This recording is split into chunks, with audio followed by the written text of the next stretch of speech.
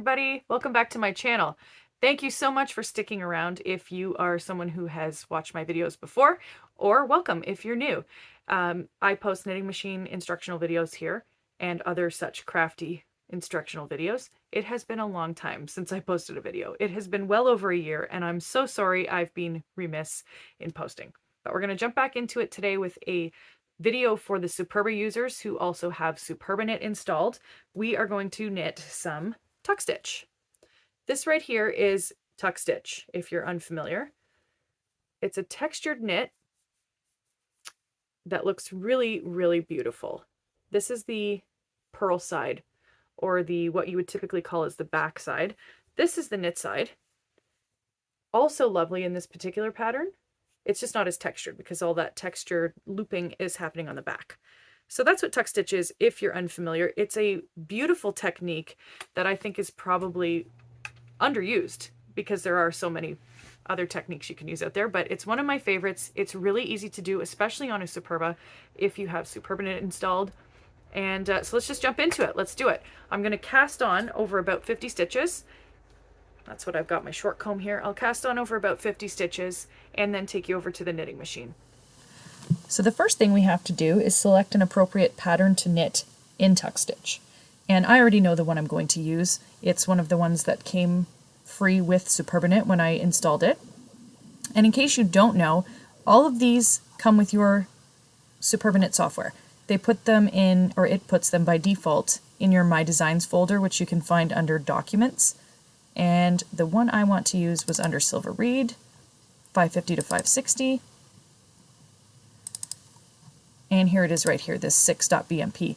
So what Pattern Explorer is, by the way, is a little program that comes from the same people that make Superba-Knit, and it allows you to view the patterns as thumbnails so that you can see what they look like before having to open them up in Superba-Knit, which is really helpful because they're not all in .bmp format.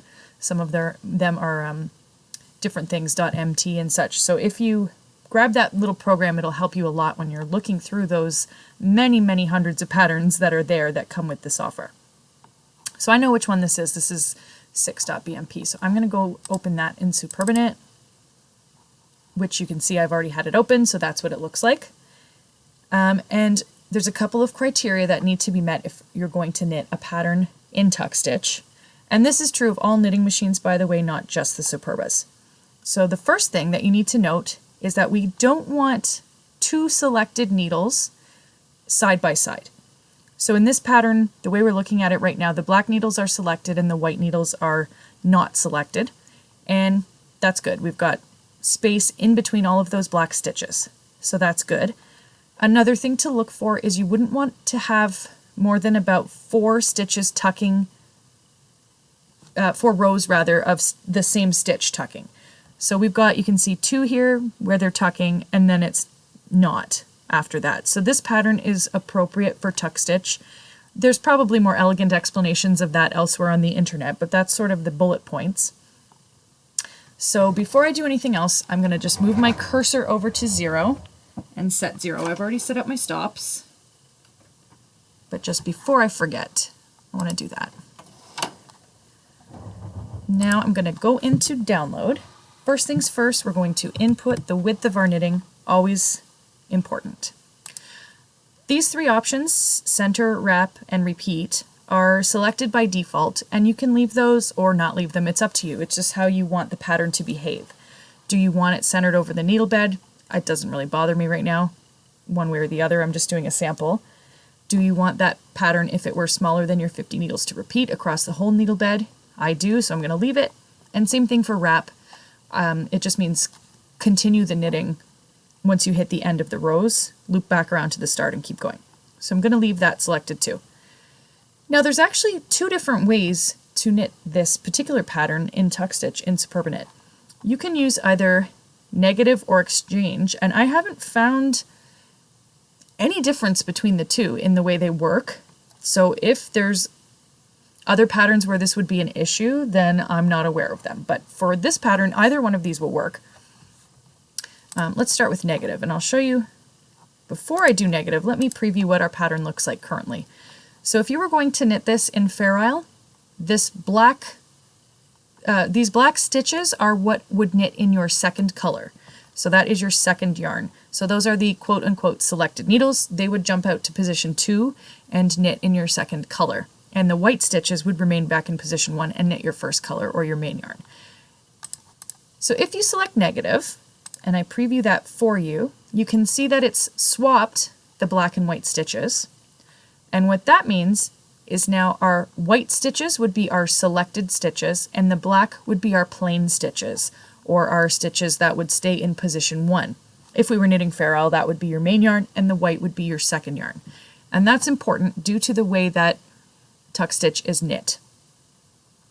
It's actually the opposite of most other kinds of knitting, where everything that's in your quote unquote second color or your selected needles, which would be the black in this photo, is going to knit plain. And everything that is in your white or main or first color is going to be what actually knits the tuck. Okay, so I realize that's a little bit confusing, but it's one of those things you just kind of have to remember with tuck stitch. So that's one way to do it, is with negative. You can also do it with exchange, which might be a little bit less confusing for those of you who use Superba-knit for knitting other things. So let me preview exchange for you. Exchange on the surface looks exactly the same as the pattern when I loaded it up in the beginning. The only difference, and to show you this, I really have to send it to the box and open up the knitting window, is when you open it up with exchange selected, okay, it looks like the same pattern. The only thing it's done is exchange your first and second color, or main yarn and like second yarn, etc. And the way you know that it's done that, if you've just opened up the pattern, is this box here always shows you what your second color is. So instead of black being our second color, which would be more typical for a pattern like this, white is our second color. And that's going to do exactly the same thing as knitting it in the negative. So as far as I can tell, there's really no difference. Like I've said, I'm going to use negative just because it breaks my head less when I'm looking at it, because that's how I've been doing it. The other important option for knitting tuck, it's not mandatory, but a nice thing to do is click your end needles button. And then what it's going to do is put your end needles as selected, and then they will not tuck. So let's have a look at what that pattern looks like. You can see the nice line of black stitching all the way up, which means you're not going to have any stitches on the end needles tucking. They are going to be knitting plain, which is better because then you're not creating a mess at the end or having problems at the sides of your knitting. And if you're going to seam it, it creates a nice row to seam as well. So we're going to click end needles. We're going to click negative. That's really the takeaway from this long-winded explanation. I'm going to click OK and send that to our box. Click OK, click knit, and then on whichever row you want to start knitting, probably row 1, you're going to click knit. And then I will take you over to the knitting machine and show you how to set up your carriages. Okay, so here we are at the machine. Eagle eyes will see that I have cheated and I've already been knitting in tuck stitch. Shh, pretend I didn't do that. So you're going to want to come to your carriage, and it's really easy to set the carriages for knitting tuck stitch. There's really nothing to do except deselect your plain knitting button if you've been just casting on, and depress the tuck stitch button. And that's it. We don't have to mess with the needle return levers, and we don't have to select the jacquard key, nothing like that. Cursor and cursor stops are in position 15 needles past the end of our knitting width, and we're good to go. So all you do is knit back and forth. I'm going to just throw this camera on a tripod and show you.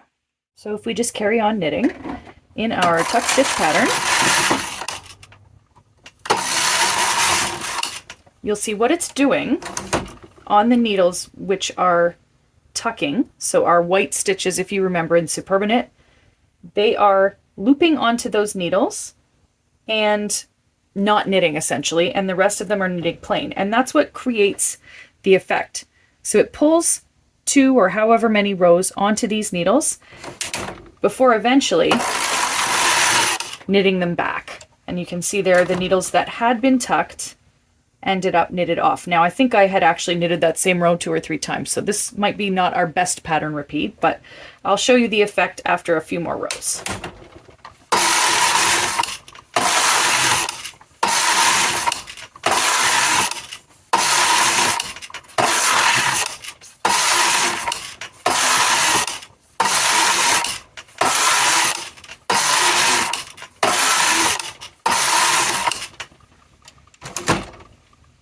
So you can see our triangle pattern forming there.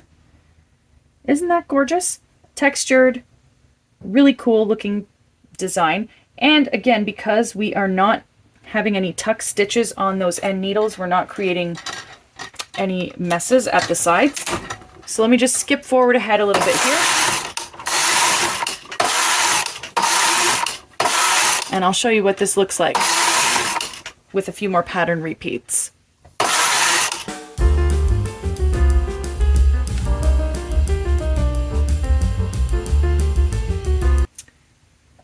Now, once you're done knitting in tuck stitch, you can just close Superba-Knit, cancel everything out.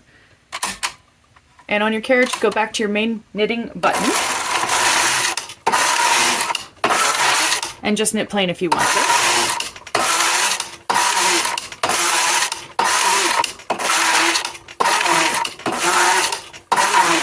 I'm just going to do enough rows of this plain knitting that it won't unravel on me when I take it off the machine.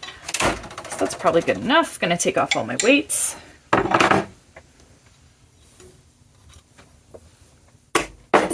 Clip my yarn. Whoops. And take it off the machine.